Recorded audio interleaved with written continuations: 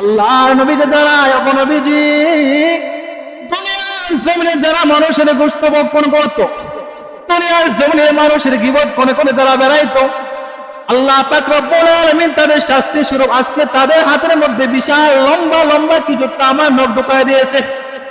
ওই নখগুলো দিয়ে তাদের চেহারা এবং মুখটাকে বারবার আচ্ছায় শেষ করে দিবে।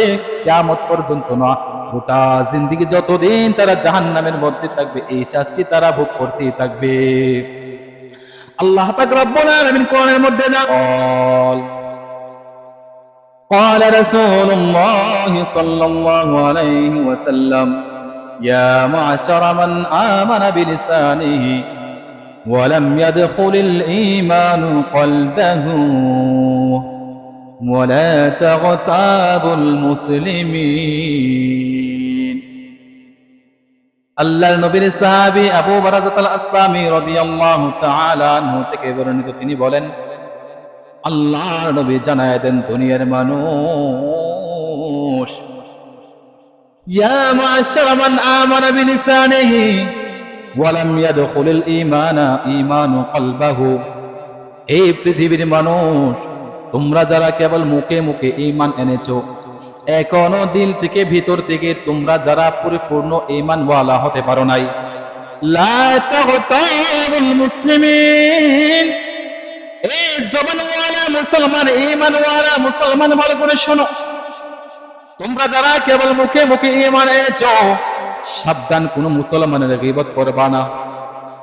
ওয়ালা তাত্তাবিউ আওরাতিহিম, এবং তোমরা কোন মুসলমানের দোষ তালাশ করে বেড়াবে না। এই মুসলমান দুইটা কথা আল্লাহর নবী জানায় দেন, গীবত করবা না এবং কোন মুসলমানের দোষ খুঁজে খুঁজে বের করার চেষ্টা করবা না। এই মুয়াজ্জিন কি ভুল করলো, ইমাম সাহেব কি ভুল করলো, এমপি মন্ত্রী চেয়ারম্যান দোকানদার ব্যবসায়ী থেকে নিয়ে শুরু করে কে কোন ধরনের ভুল করলো, এই ধরনের ভুল খোঁজাখুঁজির মধ্যে তোমরা লেগে যাইবা না। আল্লাহর নবী জানায় দেয়, দুনিয়ার জমিনে তোমরা যদি মুসলমানের গীবত করো, দুনিয়ার জমিনে তোমরা যদি একে অপরের দোষ তালাশ করো, আমি বিশ্ব নবী জানায় দিলাম তোমরা কেবল মুখে মুখে ঈমান আনছো, ভিতর থেকে ঈমানওয়ালা হতে পারো নাই। فإنه من يتبع عوراتهم يتبع الله عورته, আল্লাহর নবী জানায় দেয়, দুনিয়ার জমিনে যে ব্যক্তি মুসলমানের গীবত করবে, দোষ খোঁজার চেষ্টা করবে, আল্লাহ পাক রব্বুল আলামিন নিজে ওই ব্যক্তির দোষ খোঁজার জন্য লেগে যাবে। এই গীবতের এক নম্বর ভয়াবহতা কি পাইলাম, যে ব্যক্তি গীবত করবে আল্লাহ পাক রব্বুল আলামিন তাকে তার ঘরের মধ্যে মরণের আগে একবার হলো লাঞ্ছিত অপদস্থ করেই ছাড়বে।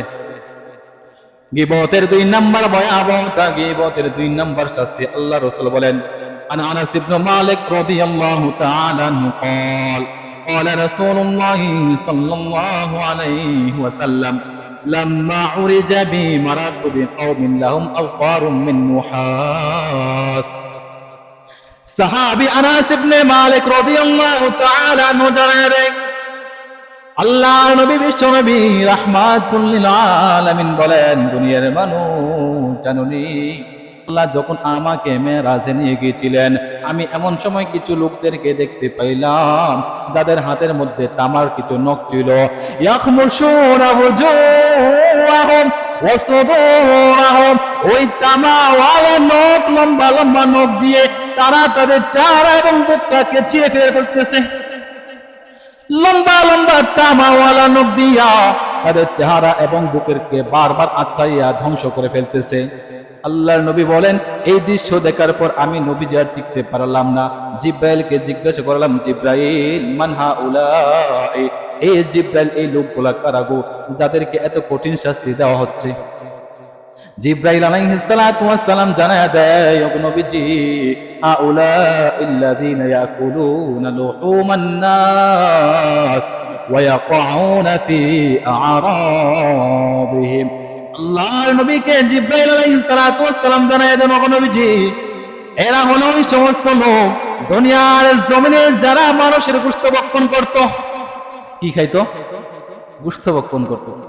আল্লাহর নবীকে জানায়, ও নবীজি, দুনিয়ার জমিনে যারা মানুষের গোশত ভক্ষণ করত, দুনিয়ার জমিনে মানুষের গীবত কোনে কোনে তারা বেড়াইতো, আল্লাহ পাক রব্বুল আলামিন তাদের শাস্তি স্বরূপ আজকে তাদের হাতের মধ্যে বিশাল লম্বা লম্বা কিছু তামার নখ ঢুকায় দিয়েছে।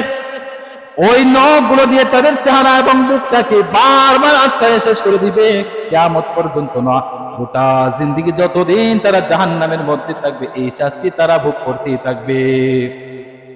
আল্লাহ পাক রব্বুল আলামিন কোরআনের মধ্যে জানায় দেন, আইয়ুহিব্বু আহাদুকুম আইয়াকুলা লাহমা আখিহি মাইতান ফাকারিহতুমুহ ওয়াত্তাকুল্লাহ ইন্নাল্লাহা তাওয়াবুর রহিম। আল্লাহ পাক রব্বুল আলামিন দুনিয়ার মানুষদেরকে জানায় দেয়, এই পৃথিবীর মানুষ ভালো করে বুঝো, তোমাদের সামনে থেকে যখন তোমাদের একজন আপন ভাই দুনিয়া থেকে বিদায় হয়ে গেল, তোমার ভাই যখন মৃত্যুবরণ করলো, ওই ভাইয়ের গোশত বসে বসে খাওয়া এইটা কি তোমরা পছন্দ করো? কথা বলেন। এই তোমাদের ভাই যখন দুনিয়া থেকে বিদায় হয়ে গেল, তোমার মরা ভাইয়ের গোশত খাইবা এইটা কি তোমরা পছন্দ করো? আল্লাহ পাক রব্বুল আলামিন ভালো করে জানে আমার বান্দাগণ এটা পছন্দ করবে না। এজন্য আল্লাহ পাক রব্বুল আলামিন নিজেই বলেন, ফাকারিহতুমু, আমি জানি রে বান্দা এইটা তোমরা পছন্দ করবে না। এই দুনিয়ার জমিনে তোমরা যারা গীবত করো, গীবতের শাস্তি এটাই। আল্লাহ পাক রব্বুল আলামিন জানায় দেয়, যারা দুনিয়ার জমিনে গীবত করবে তারা কেমন জানে, তাদের মরা ভাইয়ের গোশত ভক্ষণ করলো। গীবতের ভয়াবহতা তিনটা, 3 নম্বর ভয়াবহতা আল্লাহ নবী আমাদেরকে জানায় দেন, মান আকালা বিরাজুলিন মুসলিমিন আকলাতান ফাইন্নাল্লাহা ইউতঈমুহু মিসলাহা মিন জাহান্নাম। এই আল্লাহ নবী আমাদেরকে বুঝায়, দুনিয়ার মানুষ তোমরা যখন খাইতে বসলা, খাবারটা হাতে নিয়ে যখন এক লোকমা মুখের ভিতরে ঢুকাইলা আর একটা গীবত করলা, খাবারটা মুখে দিলেন আর বললেন ওই ব্যক্তির চরিত্রের মধ্যে সমস্যা। আল্লাহ নবী আমাদেরকে জানায়, যখন তোমরা এই গীবতটা করলা আর মুখের ভিতরে একটা লোকমা খাবার ঢুকাইলা, ইন্নাল্লাহা ইউতঈমুহু মিসলাহা মিন জাহান্নাম। আল্লাহ নবী আমাদেরকে জানায় দেয়, তোমরা যখন খাবারটা মুখে দিলা, তোমরা তো খাবার মুখে দিলা না, ওই পরিমাণ খাবার না, আল্লাহ পাক রব্বুল আলামিন কিয়ামতের দিন একটা আগুনের টুকরা তোমার মুখের ভিতরে ঢুকাইয়া দিবে। ওয়ামান কাসা তাওবান বিরাজুলিন মুসলিমিন ফাইন্নাল্লাহা ইয়াকসু মিসলাহু মিন জাহান্নাম। ঠিক তেমনি ভাবে তোমরা যখন পোশাকের গীবত করলা, একটা পোশাক পরিধান করলা আর একজনের গীবত করলা, কিয়ামতের দিন আল্লাহ পাক রব্বুল আলামিন ওই পরিমাণ একটা পোশাক, আগুনের একটা পোশাক আল্লাহ তোমার গায়ের মধ্যে লাগাইয়া দিবে। গীবত করবেন, কথা কয় না।